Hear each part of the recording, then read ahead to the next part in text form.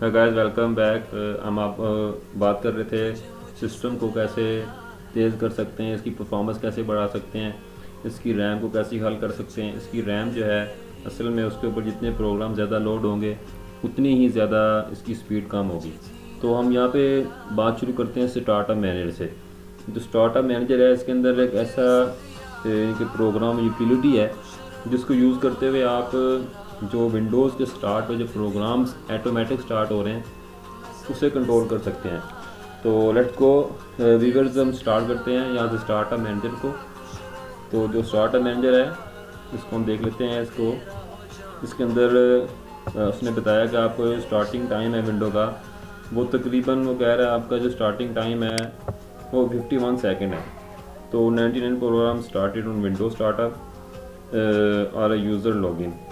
तो दोस्तों देखें इसके अंदर बहुत सारे प्रोग्राम जैसे वो शो कर रहा है जो आपने इंस्टॉल किए होंगे सिस्टम के अंदर।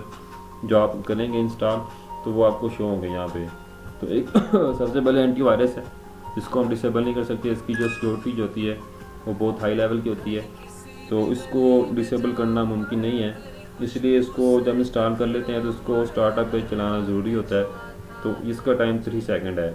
ऐसे हॉट की कमांड्स है, IEF एक्सट्रे है, परसिस्टेंस है, सिनेप्टिक है, ये कीबोर्ड की अपना ये जो टच पैड उसकी यूटिलिटी है। तो ये लाजमी चीज़ें मैंने इसकी ऑन की हुई हैं। जैसे अडोब आप इंस्टॉल करते हैं तो ये ऑटोमेटिकली इनेबल होता है, तो इसको इनेबल करेंगे तो ये इसका टाइम और बढ़ जाएगा, इसलिए हम इसको डिसेबल कर देते हैं।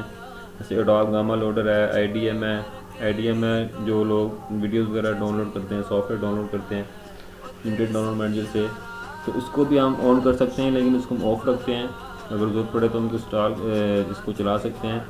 ऐसे दोस्तों इसके साथ हम देखते हैं बहुत सारे प्रोग्राम्स हैं जो उनमें डिसेबल किए हुए हैं। तो ये था स्टार्टअप प्रोग्राम्स। इसके साथ वाला टैब है स्केड्यूल टास्क हुआ है जो विंडोज़ खुद स्टार्ट कर देती है उसको, यानी कि विंडोज़ को ज़रूरत होती है कि वो खुद ब खुद इसको स्टार्ट करे।